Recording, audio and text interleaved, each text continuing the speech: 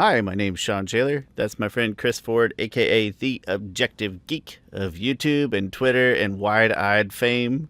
And welcome to Avatar: The Last Podcasters. Thanks for being here with us. Today we're going to revisit I'll say one of our most divisive episodes, probably in score, but not because I hate it, just because you love it. So we're going to revisit Beginnings, parts 1 and 2. We're going to revisit that, but before we do that, Chris, how are you? How you been? What have you been up to? I am doing super fine. Up to no good. No, I'm kidding. That's very hard to believe. Up to no good. I'm going around. You can't even think of something up to no good that you would do. Chris is over here. I was like, what did miscreants do in their free time? I used to go to Walmart and roll back the prices. That's like the Robin Hood of being a nuisance, like a money back to the people. Yeah. And you're shopping at Walmart, so you're probably not going to hurt your feelings, you know. That's fantastic. That's fantastic. Other than no good, anything else? Anything of note? Not really, honestly. Oh, I re-ranked. I completed. I think I said that last week, but now it feels like I'm more so completed. It's fuller. There's more stuff down there, so it feels more done. Yeah, and then I got the other section. I have all these action figures of. Well, I have almost 1,000 action figures. But I have specifically these action figures of like the Batman movies, and I had them over at a certain area, and then I moved them to where I have the Avatar stuff at, and that took a while to do. Took probably close to like 12 hours to move everything around, but it looks good. When people visit and I'll show them my game room, and they're like, "Man, you have a whole game room," and I always think about Chris got a whole basement. He's got a Chris basement. I got a room that was. I don't even know what else he could use this room for. There's HVAC hanging like a foot down in the middle of the room. Can't even fit a tall person in here. Chris got. I don't know. Honestly, I don't know how I got lucky. Also, like I started collecting kind of on a whim, and it just turned into this. I remember my parents visited recently, and they were like, "You wrapped the whole room, like, and now it's just a continuous circle of it's a rectangle of stuff." It's a story if you turn in a circle and you just tell us a story from beginning to end. I should do a tour sometime. Yeah, that'd be fun. Just tour in a circle, pull out your favorite ones, and then there's got to be a couple in there that you're like, why did I buy this thing? And it's still like, both ends of the spectrum. Yeah, that'd be solid. We've come a long way from the guys who didn't like spending more than $1 on a Yu-Gi-Oh card. Man, I think about I was looking at like one of my first action figures that I bought. Like one of the first 5, and it costs like $40, and it's like this big action figure. And I remember thinking like, I don't want to spend this much money on this. And like now, I would just like, not necessarily because I have more money, which I do have more money than 10 years ago, but more so because it's just like part of my hobby, and I'm like, yeah, I'll get that. Like that's not. I don't question myself when buying certain things. You understand the constraints of your budget and when you can ignore them when you feel like, and that's great. Yeah, that's great. I do think my rate of collecting is about to go down though. Like, because I am kind of running out of room. I can always kind of find more room. I feel like I always have that problem, like I don't have enough room, and then I find a solution. But I do think my collecting is going to start going down here in the next like year or so, probably to just like a few things here and there. And listen, you gotta try. I take a little joy in curating. I take a little joy in occasionally finding stuff that's like, for some reason that doesn't hit right anymore, and then get rid of that thing or that small. It's teeny tiny chunks, but slow maintenance. I just was thinking the other day about, because I was talking to somebody about Yu-Gi-Oh, like normal people do, and I just remembered when I bought the Beals cards, that was like the crux of my deck, and I felt like I needed two of them, but they were $10 a piece, and I had to weigh that decision very heavily for quite some time before I pulled the trigger on those cards.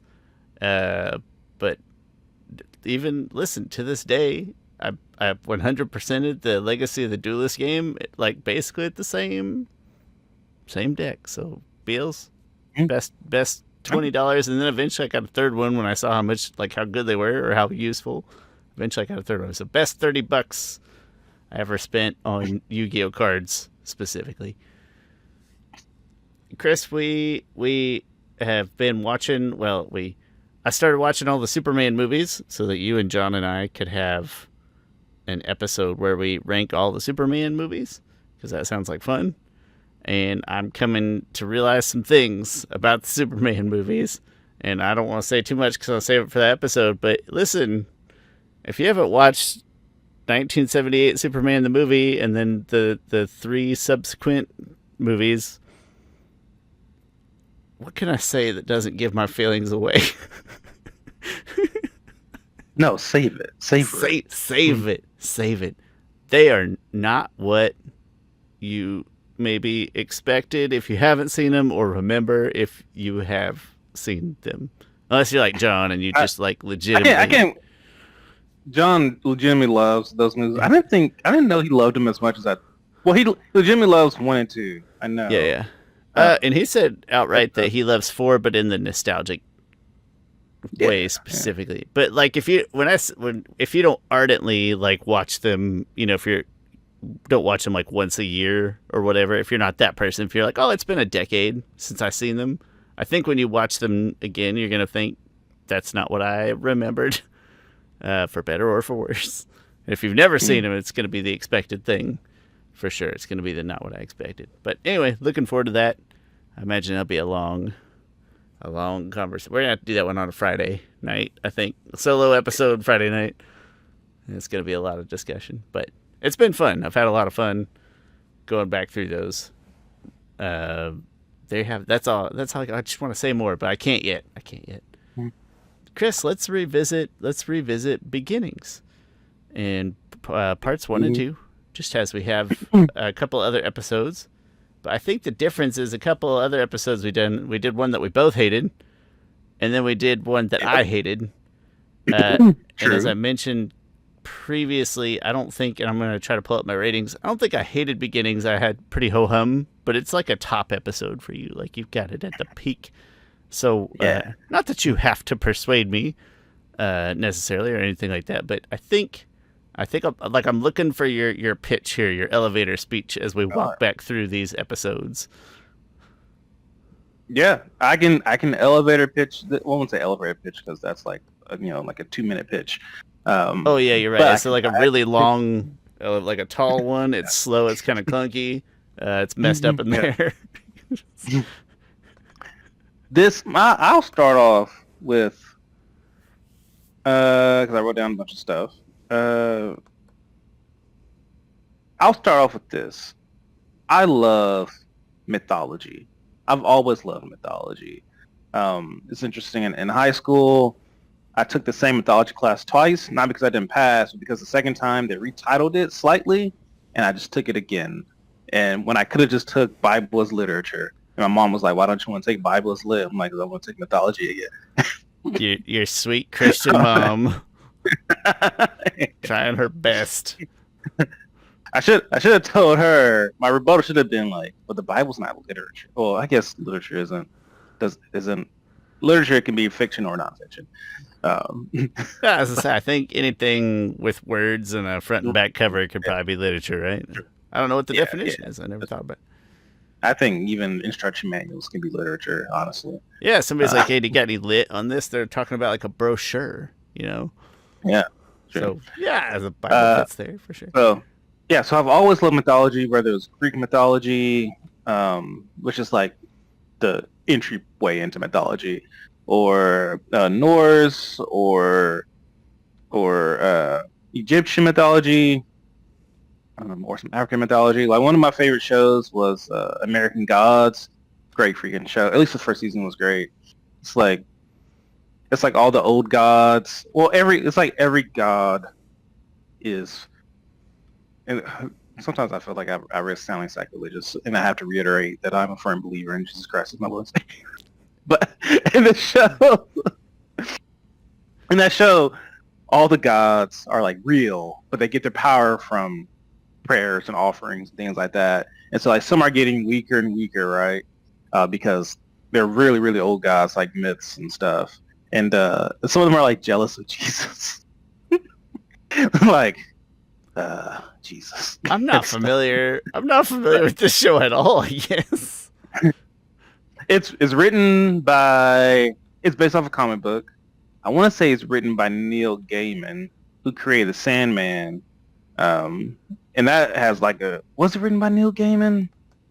I think that guy has come up on this show like not horribly long ago. American Gods. Who wrote? Anyway, but that has all these different gods and stuff. Who wrote it? Yes, written by Neil Gaiman.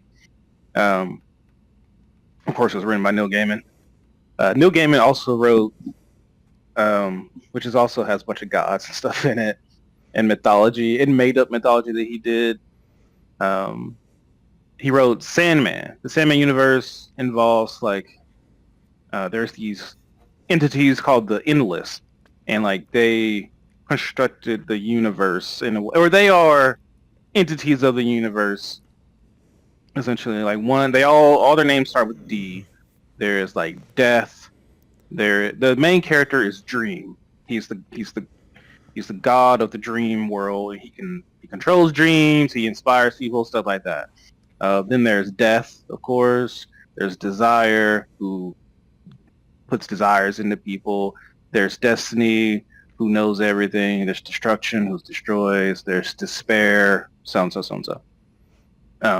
Anyway, Neil Gaiman is like heavy in mythology. I always love watching those shows like that or diving into any type of mythology. So this episode is like the start of Avatar mythology. That's why it's called Beginnings in a sense.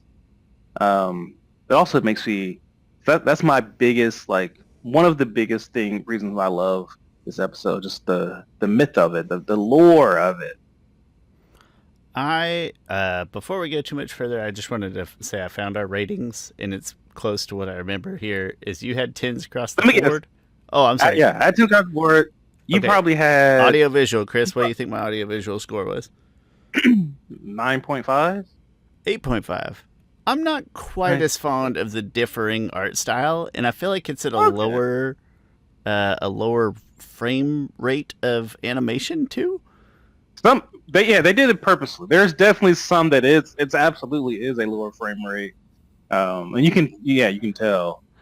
I'm sure they had good reasons. I'm just not as fond of it. But 8.5, that's still good. All right, like it's no shame. Narrative, Chris. I'll tell you, it was my lowest one. Yeah, you probably gave it like a 7.5. You nailed it, 7.5. And then the it factor, the X factor. What did I give it there? Terrible. You would have had to give it at least. I mean, it's the beginnings. Like an 8.5? 8.55 was my total. I gave the X Factor, I gave a 10 because I too, Chris, right. And the reason for that is I too like a good mythos. I like a good origin story. I liked Greek mythology a lot. Probably like as a small child, Hercules, the Disney movie, was my favorite Disney movie. That stuck for a long time. Funny movie, for the record. Great song. Yeah. Freaking great songs. Oh my gosh. And the first time that I remember meta stuff, like the first time I remember seeing the Scar rug on the ground, or like when they're wearing Hercules' sneakers, like the sandals and things like that kind of stuff. First time I remember seeing that and being like, that's funny. Anyway, no, I love good mythos, and I have to imagine that's where that 10 came from. Even though, as I noted, I probably have more issues with the narrative that maybe after this I won't have as much of.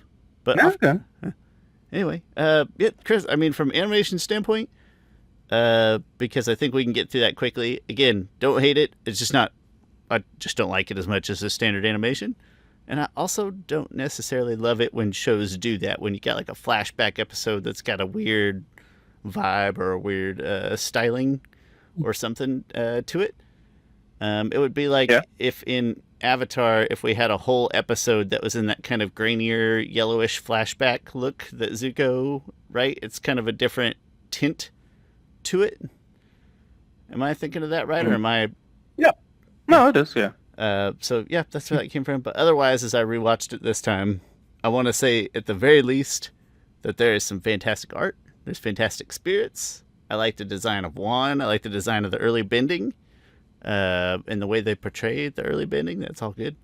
So I don't know. I don't have a ton to say about it other than that I do like it, just not as much. Yeah. The art. It probably is one of those very, very subjective things. Like one thing I just I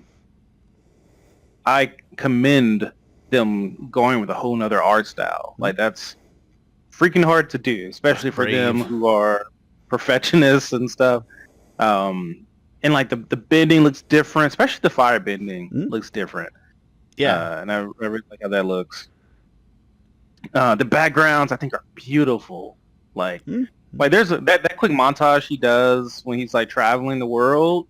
Like the backgrounds are just so great. They look like he's going across canvases and stuff. like an oil painting on a canvas, kind of. And that might be, heck, that might be what it is. I don't know. Yeah. Yes, that looks really great. When we're talking about animation, we can also get into character design. And I'll talk a little bit about I know I'm trying to win you over, but I'll talk about a little bit my few issues. Yeah. Well, you don't have to try to win me over, but yeah. The spirits are purposely kind of weird and very Miyazaki-like. And that's probably, like, there's the carrot one, which is I can take it or leave it, but it's kind of just funny. Like, what the heck is? I'm not a big fan of the design nor the character himself of the monkey, the lemur thing, whatever his name is. Yeah. Also, I liked voice. His voice is a little annoying, and I know it's on purpose, right? I know it's the role, but it's one of those. It's a little grating on the ears. Yeah. I liked his design when he, like, my favorite line of his is like, "We are protectors of the forest," and like he turns into his like dark spirit self. Like I'm like, oh, he looks cool right there. And like just the way he talks, and it's interesting to call him a protector of the forest. And like he like just the dichotomy of like saying we're the protectors of this forest, and he's like, all right, I'm about to kill you to protect this forest. Like, what are you protecting? He looks so not very spirity next to the other spirits as well. True. But we do. True. There's other like just more kind of standard animal looking, like the thing that you catch in the net. It's like a mountain lion with little antelope horns. Like it's kind of there's some. I guess it is a mountain lion. I thought in my head it was just but you're absolutely right. It looks more like a mountain. Yes. Well, they call it. I think they call it a cat deer. But okay. Yeah, it would probably more so a mountain lion, which is a cat, or whatever. Yeah. Yeah. Big cat. Is it considered a big cat? Mountain lion? I think a mountain lion is considered a big cat. Yep. But so that makes sense. So there's a few like more standard looking animals. I assume that they're spirits because they're in the spirit wilds, but also it looks like an animal that you could just happen across in the not spirit wilds, which is fine. Yeah. He does have a bit of a more tangential appeal than the rest of them, who seem like they're fluid as the wind and changing stuff. Like, yeah, he feels more grounded in the physicalness of the spirit world, which is probably why he has like the stronger voice and the harsher outlook. Perhaps those things are probably tied together. Yeah.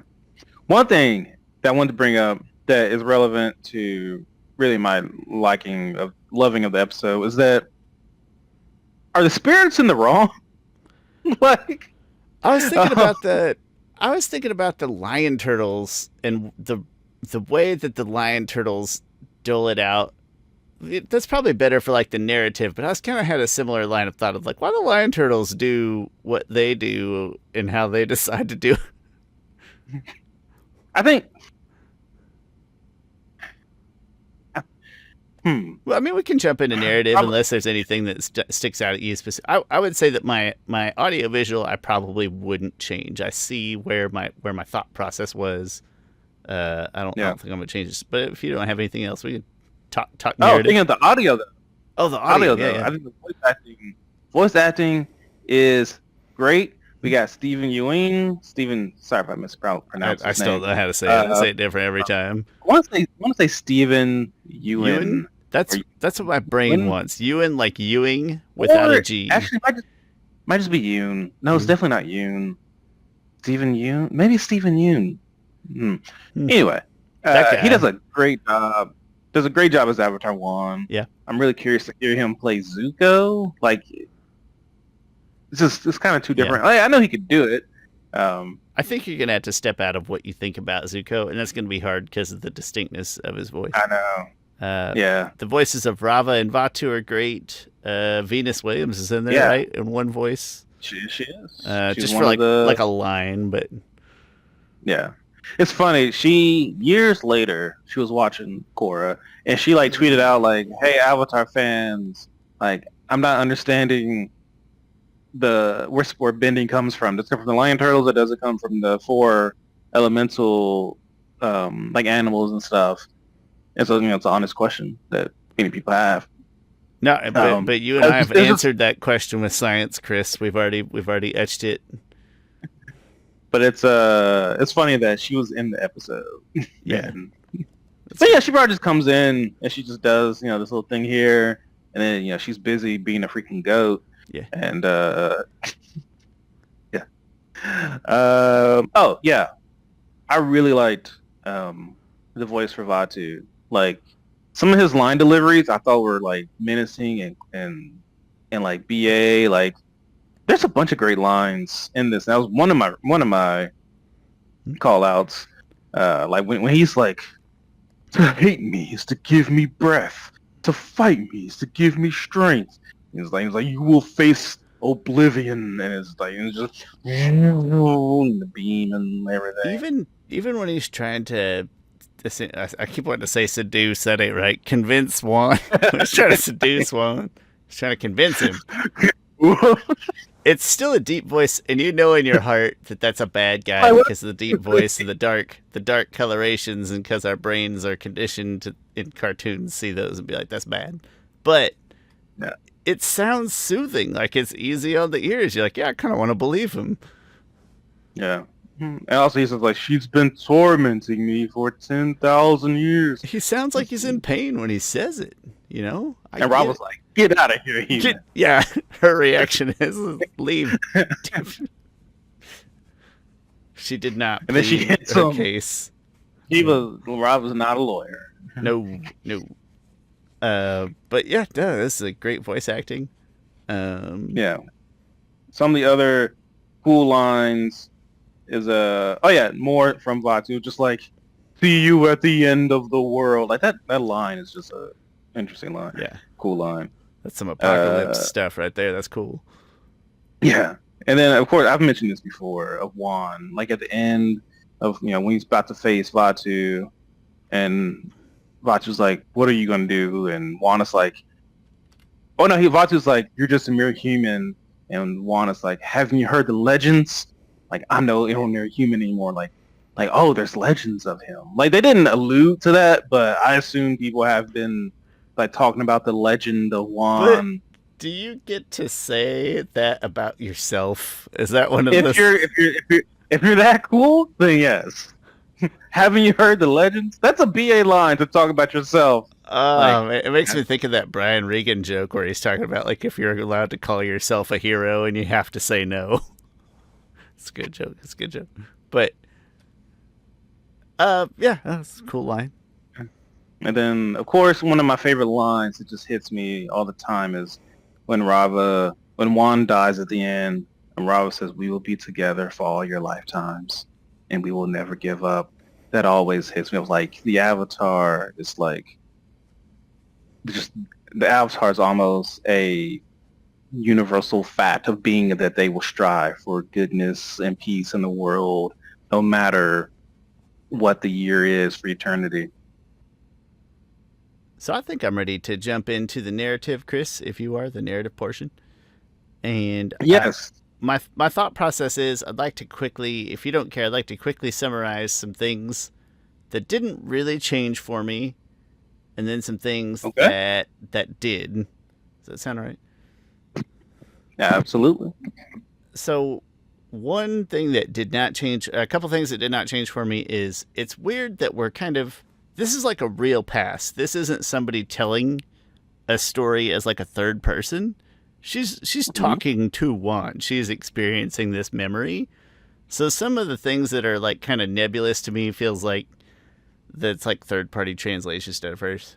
Still didn't care for that. I still didn't care for that Juan meddled, frankly. I know I'm hanging on to that, but like he meddled, he didn't even hear the other side of the story before he's like, yeah, let's break up this fight. It's like he didn't even, I don't know, ask a little further question. I understand that point because because one thing, Juan now has a bigger appreciation for spirits and animals. He's trying to save them. Like the spirits and animals come out like, oh, the great spirits are fighting, everybody run. And so like there is a urgency to the situation, and all he knows is one person says I'm being tormented, the other person kicks the crap out of me.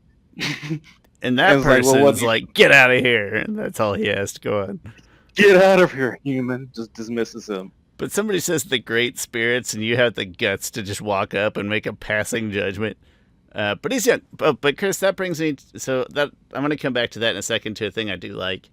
But some other things I don't love. I mentioned earlier, like, why the lion turtle is going to punish Juan for trying to like feed his family and combat injustice happening on the lion turtle's back. The lion turtle's like, no, I'll give you fire. Why is the lion turtle cool with this government this caste system that's on his back It wouldn't bother me if we haven't had such a precedent for treating these lion turtles with like the utmost respect, like the givers of bending and wisdom and ancient knowledge. You know what I mean? But it bothers me a little bit. So those are the three key points. In the era before the Avatar, we've been not the elements, but we did have a class system that empowered certain people and made other people not powerful. Yeah. Okay, but forget that. Let me give you this bending. And Aang's like, wait, what? You guys had a class system? I'm sorry, can you go back to the rich, the thing you just said? Where the rich stayed rich and the poor had to scavenge. They had to go into the spirit wilds just for some food. For some fruit. And yeah, so that's a little annoying. But those, I'm gonna call those pretty minor. But the things that I've come around on that I like better, and I think you'll elaborate on these even further. First and foremost, well, actually, they kind of all fall into this bucket of I love Juan's character arc across the span of the 2 episodes, and how everything that he does sort of takes more and more steps towards being like an inherent part of the spirit world. And the best example I have is that he's trying to save that mountain lion, and like 3 people die. 3 humans die. Oh yeah, I was going to say that. I was going to say that. But he's trying to save the spirit. So he's already like he goes on this path of like, yeah, you can tell he's got a good heart, but he's kind of a dumb kid and he makes some brash decisions, but you can tell he's got a good heart. And by the end of the story, that he's completely manifested in like giving his life to this greater cause. And it's a really nice arc that's made me maybe much more fond of the whole experience than I used to be. Yeah. I did write in my notes of like, 1, were the spirits wrong? 2, those hunters weren't wrong. Like they were hunting deer essentially, With the and they caught powers it. given by the Great Lion Turtles, you know? And like they have to like. It's not like those hunters are like, we're gonna go kill whoever. They're like, hey, we have to go hunt. Yeah, well, and We have to go. We need food yeah, they and weren't out there stuff. as like, that one's got the biggest antlers to hang on my wall, you know? No, he just Yeah, hungry. they they seem pretty legit. And They're yeah, and gonna that give their monkey bending back on their way back in. They're gonna do it right. and that monkey killed. But yeah, two of them Three of turned them, one three of the into four. yeah. Three of them. Wait, It was like no, I'm sorry. Did the half monkey win? I think the half monkey one survived, But but and he's then half monkey now. now he's half monkey. Oof. It's like I don't know what the story. I was for some reason on this rewatch of it, I am like slightly more like this part could have used a little. I don't know, just make it more. Because right now it's not. But the When you say it's worst. black and white, it's just Well, it's fine that it's gray. I would say the hardest issue with that is if you make the hunters worse people, that makes the lion turtles look even shittier. You know what I mean? true. Like the lion turtles, like, yeah, go Yeah, kill whatever you want, just give it back on your way back into town. well, I think, but I think though you could get away with that. Like if you made the choose um, have all the power or whatever, or make the hunters more evil. The lion turtle is still there for a reason. Like they're still there to protect humans from the spirits. Like that's their whole thing. Like after that, lion turtles don't really See, I didn't care. really interpret that. Like I see the logic in some of the things that they say, like even being banished to the spirit wild and stuff. But to protect yourself, like they allude to it directly. But what a weird role, I guess. Anyway, not not negative. It just Well, hits me funny. I also think they should have explained, and like I mentioned before, the mentioned before with the question of are the spirits in the wrong? Like there were two worlds. There was the spirit world and there was the earth world. Vatu create toward that divide, or something. He said it himself that he was one that broke that plane between the two, which I'm guessing that he made the spirit portals. Um, Feels and like a so, reasonable guess. yeah. And so then spirits came into the world and was just like, yeah, we're just gonna occupy this space, and anyone who comes into space, like they didn't really explain why did the spirits come into the world. I assume it's because it was to protect forests and natural life and animals and stuff like that. Which Not they just might because have it was alluded there, like, to. oh well, we better go conquer this. I don't think there was any conquering, but they found themselves in a land that wasn't. And again, it's I'm sure the context of that is like, hey, we're protecting the forest and stuff like that. But also, you're killing like people. People have to survive on top of lion turtles to protect themselves from you. It's like, oh, okay. Um, so I wish they would have explained maybe a little more of that. Like, oh, well, why did spirits? I say that, but also I think they were fine and not trying to explain too much because it's a 2 episode thing. Yeah, I think they hit the right level of Yeah. depth that I'm okay with. I think It's just yeah. it's And then easier to brush off. I am going to go back to that stuff is a little easier to brush off if you're hearing a story like an origin story from like a third party where there's I don't want to say an air of fiction, but there's like an air of telephone game to it. It's like, no, this is coming right from Juan, so it's a little harder to be like, well, why is that? And him just, nothing. It's like, that guy was there. But to your point, Juan was like, hey, I think I'm going to stay here, learn the way of the spirits and stuff. It gives the vibe that Juan is not self-reliant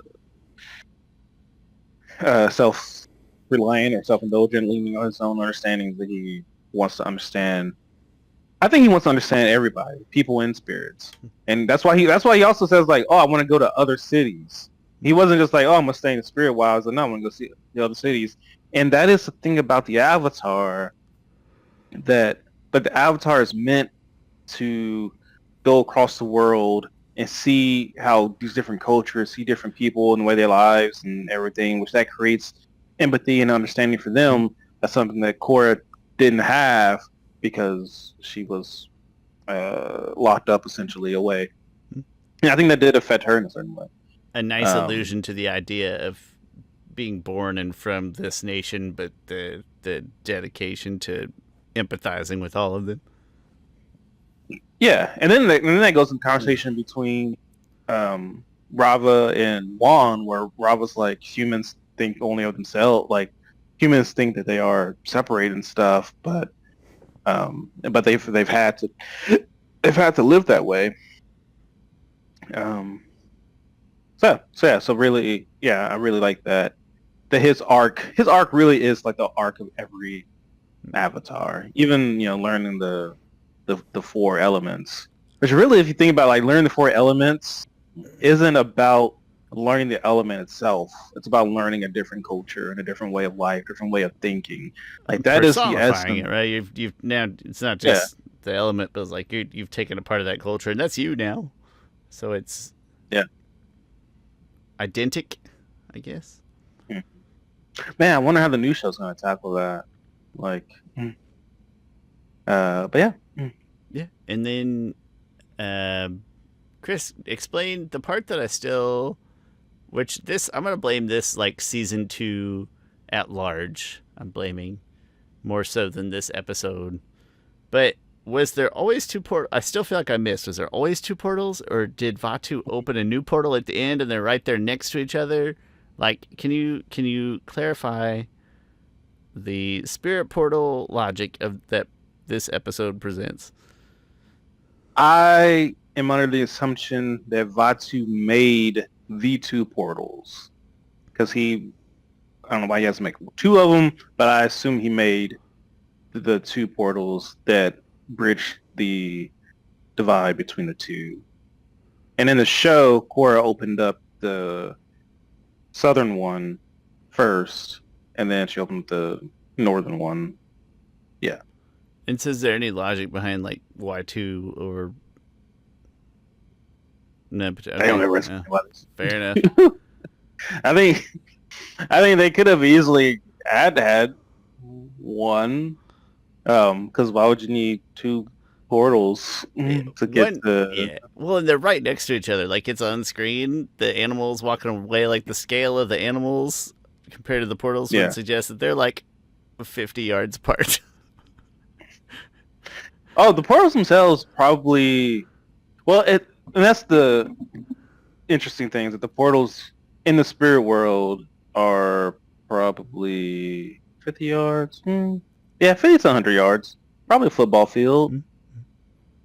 And, but in the real world, they're as far apart as can be. I also was thinking about it, and I wouldn't say this is even a bad thing. I was just thinking about different ways to present it.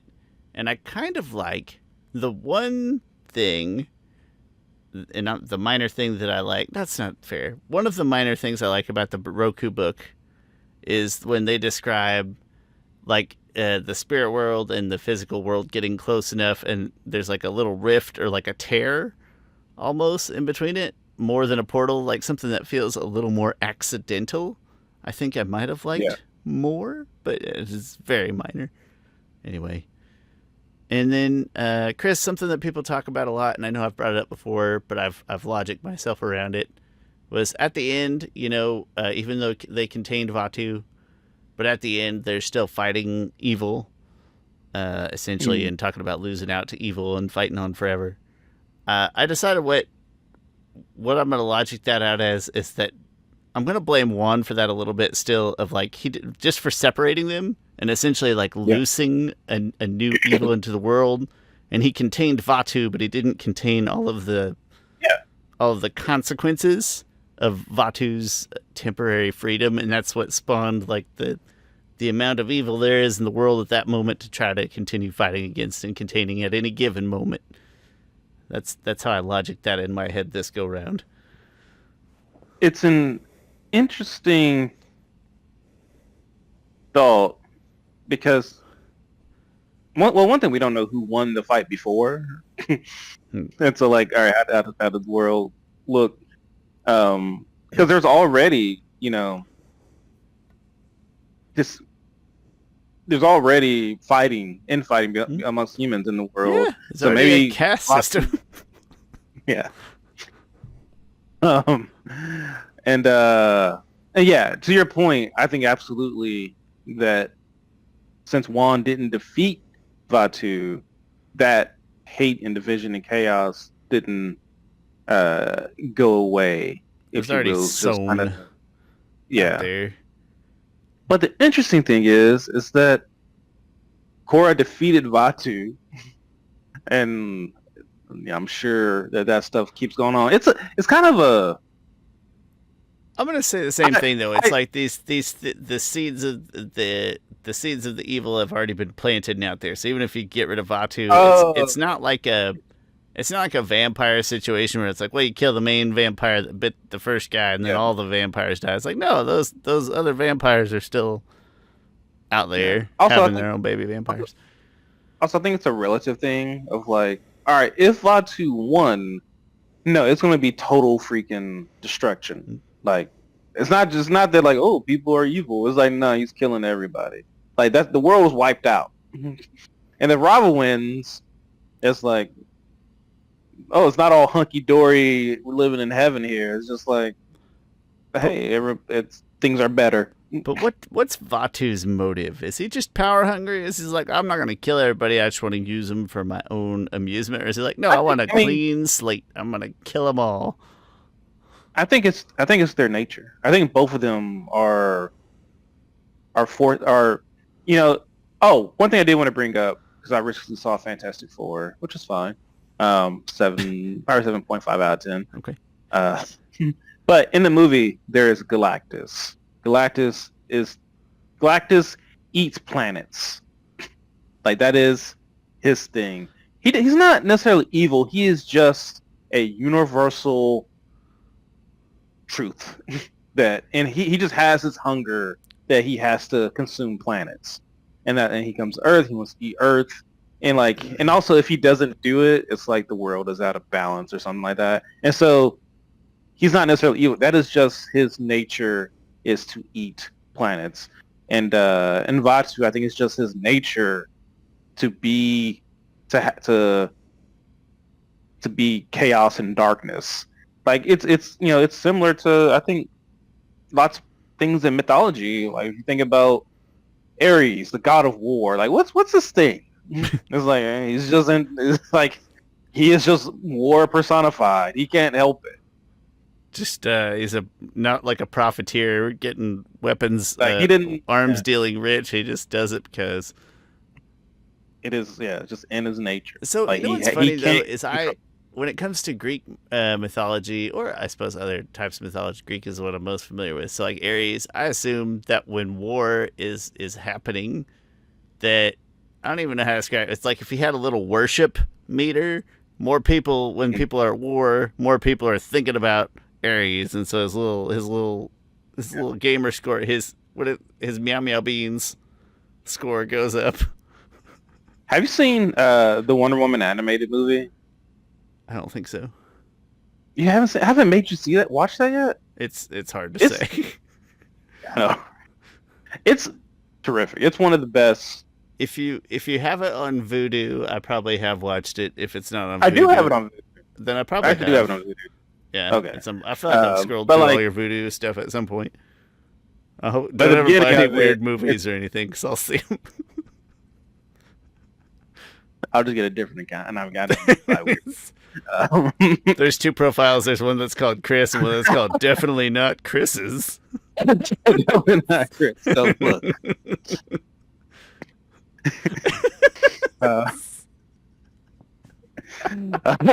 Sorry, I'm thinking of the heck was I thinking about? Oh, beginning of Wonder Woman movie. It flashed back to like Ares is fighting Hippolyta, which is the mother of Wonder Woman. It's the Amazons versus like Ares' army or something. He's like, this war, like it just empowers me. He's like, you can't do anything. Like Like even when my people die, like it's an offering to me and stuff. And it's like, oh, that's kind of because the gods of Greek mythology are like they're really petty and they have very human personalities. To me, it's just always like a popularity contest. Like, yeah, I got to try to get more people to be at war, or to worship the ocean, or to play pranks on each other. yeah. Greek mythology is freaking. It's weird. Yeah. Nuts. It's funny, but it's weird. It's too big of a tangent for another point. But I was playing Phoenix Immortals Rising, which is a pretty good game, especially on the Switch. And it's like $10. And it's Greek mythology. And then, first of all, it's pretty funny. Second of all, I couldn't help but think, I was like, this should just be Disney's Hercules, this open world 3D Greek mythology game, but just Disney's Hercules. It'd be amazing. Anyway, too big of a tangent. Chris, narratively speaking, any final points before I don't imagine you're going to change your score, but I'll offer up what my impact might be. You know what's narratively speaking, I think this, and it probably falls into narrative or all encompassing. I think these two episodes are the best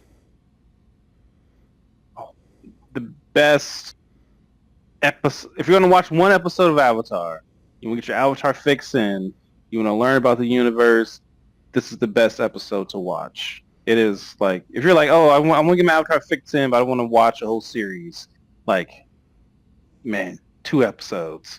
It's like, get you everything you need.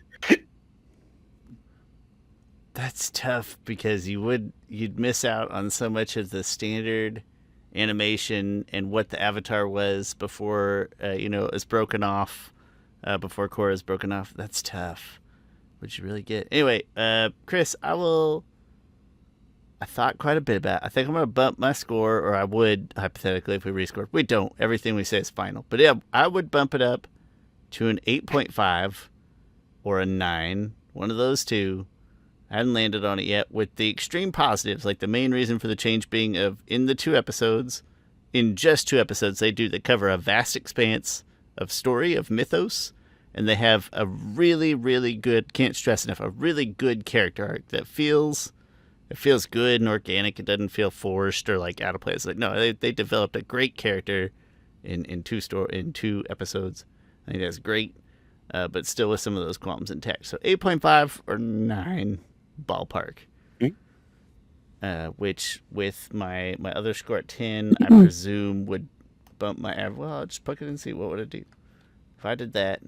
Oh, nope, wrong number.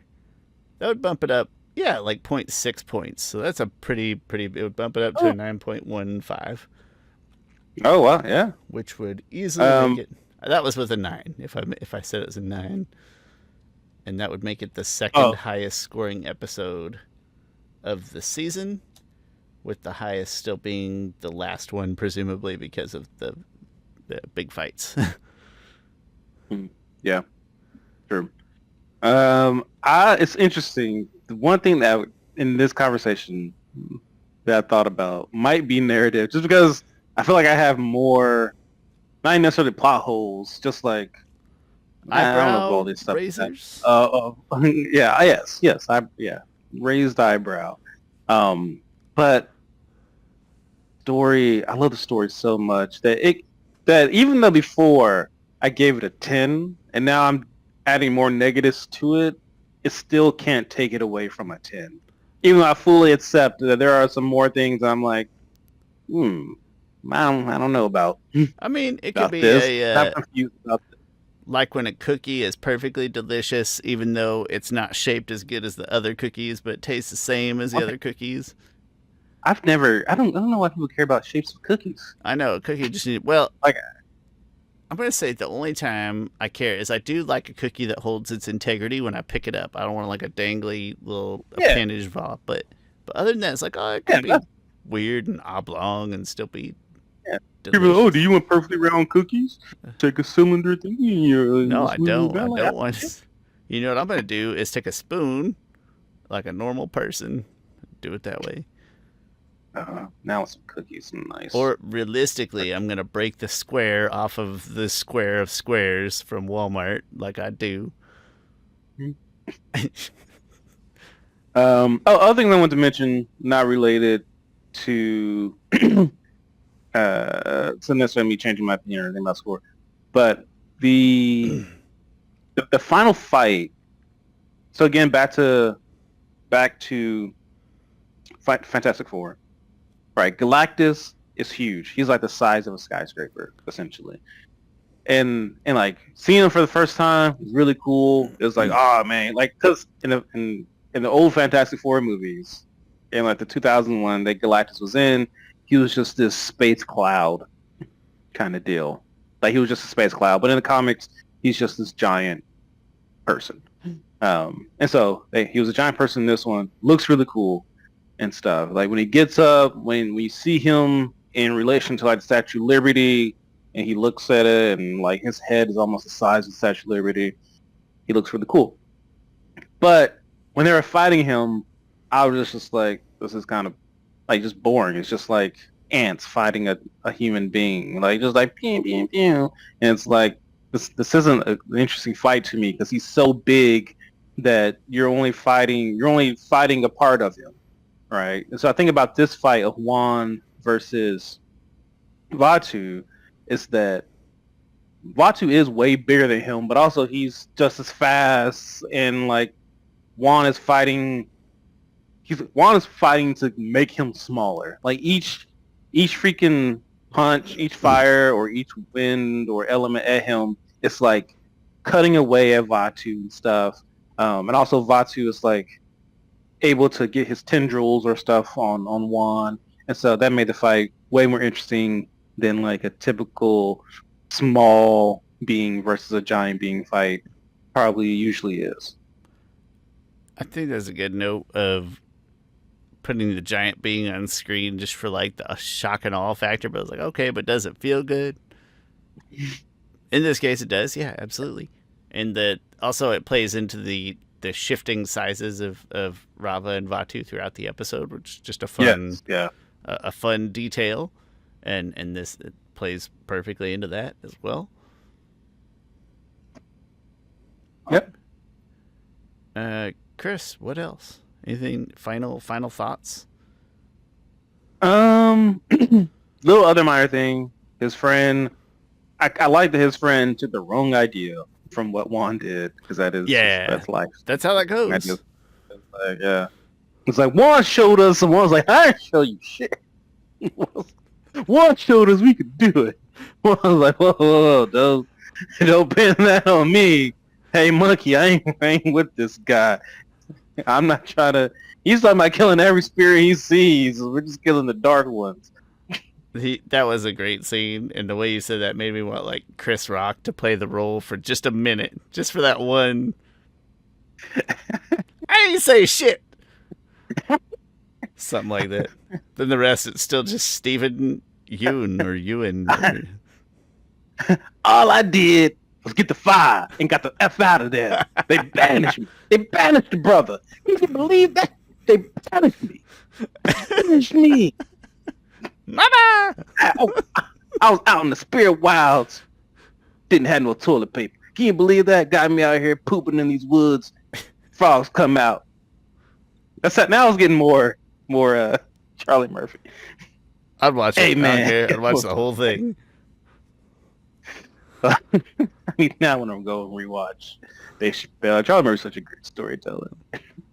Well, that being said, I'm glad we walked back through this episode, and with time in between now and the last time I watched it. I think it's great to do that. I also like doing these revisiting episodes. I feel like it is kind of insightful. But I think that's enough for tonight, or for night right now. At least I say tonight. We got one more we're gonna do, but tonight for right now, I mean. And yeah, thanks for being here, everybody. My name's Shawn. That's Chris, aka the Objective Geek. I'm YouTube. Chris Rock. He's Chris, that is Chris Rock. That wasn't your best work, but I got the impression, pun intended. This is Avatar: The Last Podcasters, talking about beginnings and revisiting it. And thanks for being here. I'll leave all the stuff down in the description. If you want to comment, like, bell, thumbs up, positive reviews, sub, whatever. We like all those positive things that make us feel good about ourselves, and that makes me happy. So do that. And thanks for being here. We'll see you next time.